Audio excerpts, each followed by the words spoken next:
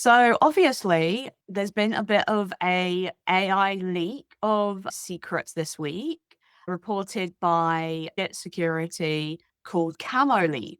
Can you tell us a little bit about what's actually happened here and what the whole big deal was about it? Yeah, there's a few components. There's the GitHub Copilot chat, which is an AI tool in GitHub and can give you some context, summarize a PR, or find stuff in your repository. So it has access to everything a user has access to. And this researcher found a prompt injection. Basically, you can put some instructions in a PR and the GitHub Copilot will execute those. Now, those instructions would be very visible, but there is one feature in PR descriptions that allows you to add hidden content, which I don't really know a legitimate use for. When I read this, I was surprised that this is a feature that exists. Basically, using HTML comments, you can hide the instructions for the LLM and they don't show up, but the LLM apparently does pick them up. That's how this prompt injection worked. Since Pilot has access to private repositories, you could ask it to find keys, secrets, all kinds of things. And I guess there was some additional workaround around the CSP, content security policy, which is also a clever solution. It boils down to a prompt injection. It's really interesting because a lot of the time we see these kind of attacks, they're very convoluted. I'm always surprised with how creative researchers are to find these kinds of things. I'm not sure I would have thought to go, okay, hidden comments, I'm going to use images to exfiltrate the data. Like, it's wild. Those types of blog posts are interesting because they're not super technical. You don't need to necessarily understand like a whole attack chain. They're technically simple to understand, but like you said, very creative and a combination of some clever techniques. So, if we think about how a threat actor might have actually used this, how do you think the attack would have come about? And what do you think the final impact actually would be for organizations or GitHub users? So it requires some interaction from the vulnerable victim and the attacker. As in this scenario, the attacker would have made a PR, and then someone needs to ask Copilot about that PR for the prompt to actually be ingested and used, which I think is not something that like automatically executes like some other attacks that leak a lot of secrets. I don't think it wouldn't have had any impact. But at the same time, I feel like it's probably likely that this could have been detected before it had widely spread. It would have been weird to see a bunch of PR everywhere. And I haven't used the GitHub Copilot feature that much yet. So I didn't that even know it was, I didn't even know you could ask GitHub Copilot about pull requests. When it comes to a lot of these, I think they're novel attack vectors. I think it's always worth exploring them because while this one was super convoluted in a lot of ways, how it exfiltrated the data, actually, I think for organizations who might be using something like Copilot, just knowing that this is a risk gives them a better understanding of their attack surface, regardless of whether or not a threat actor would have actually been able to execute an entire attack without getting caught. Yeah, I think blog posts like these make you a little bit more aware of what all these AI tools have access to and how easy Yeah. they are to misguide and do something you didn't intend to. So do you think that AI is just fundamentally vulnerable when it comes to prompt injection? Is there anything we can really do or prevent here? Or is this just how they work? Yeah, I find it weird that there is hidden content in the PR comments. And I think transparency to what is actually the prompt for the tool might make this easier to prevent.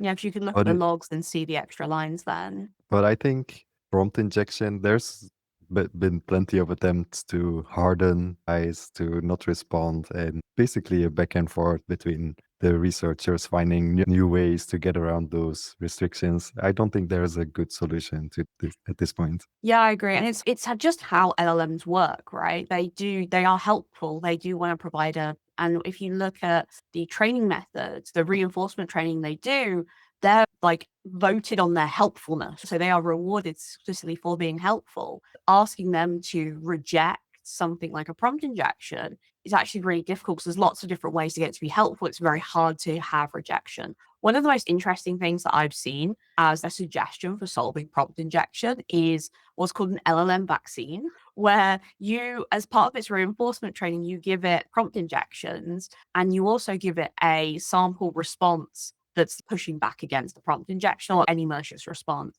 I think that idea is really interesting. I don't know how practical it would be because realistically, the reinforcement you'd need hundreds of examples, but actually, I think it's a really interesting idea about how we could handle it better. I'm not sure I'm convinced the vaccination you described would be very effective. I feel like researchers are very creative. Yeah. And there would also always be prompt injection methods that aren't in the training data. Where do you think the liability for AI security sits? Is it with the model developers? Is this something that they need to invest a lot of time in?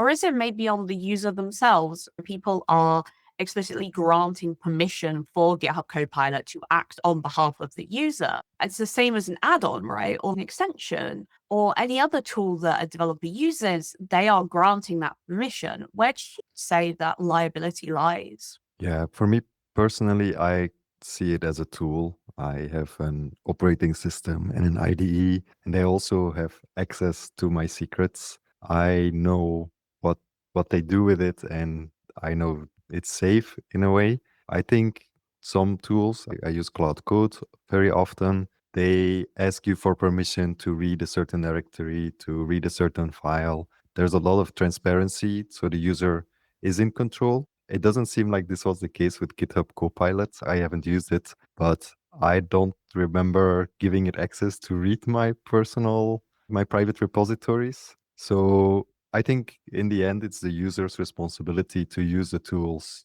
correctly and safely, but definitely the model and tool developers can enable them to do that by making it transparent and by putting controls in place for the user to use. I think it's an interesting attack surface as well because you've got the tool developers, you've got the model creators and raw model or whatever the actual tool uses. You've got the users, and honestly, the users, they just say yes to stuff, right? Because it's a blocker in their way. They're like, I want to use this, say yes.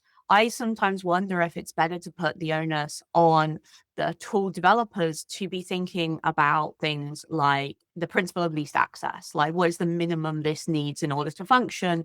Does it need permission to see all of my repositories, including my private repositories, if I'm only using it on this one public one? So I think that it's in an interesting space at the moment. Part of it is maybe also on the organization or the business to be able to control this. Or we can enable this on public repos, but not private ones, or however they seem fit. But there's a need for the tool developers to enable that. They need to think about what's the least access, how do I enable permissions. Even if the user always wants to click yes, it might just be blocked on a different level. So thinking about the users, what kind of advice do you offer for developers to stay safe when it comes to using a lot of AI tools? Yeah, I think it's a difficult question. I don't think I have great advice. I don't think anybody has great advice. So Yeah, my personal opinion is look at things like this. Be aware of potential attack vectors. If you are using GitHub Copilot, you should think about, oh, it has access to my private repo. Does it really need that? Is it asking me permission to do that? Which is something that I personally find very good with how it works with Cloud Code. So I think being aware of that is the first step. yeah, 100%. I think any developer really needs to, especially of the tools they're using, they really need to make sure they are listening to what the security community is saying. And I think actively engaging with the security community as well, because there are some great advice and great think pieces about how to use AI securely on places like Twitter, for example. You've got folks really discussing it. And I think with it moving so quickly, there's never going to be a book that you can recommend someone say, oh, yeah, just follow this book or follow these 5 pieces of advice because they'll be out of date by next week. Yes. But I think, yeah, I think there's a certain onus on the tool developers to be thinking about, okay, like least access, for example.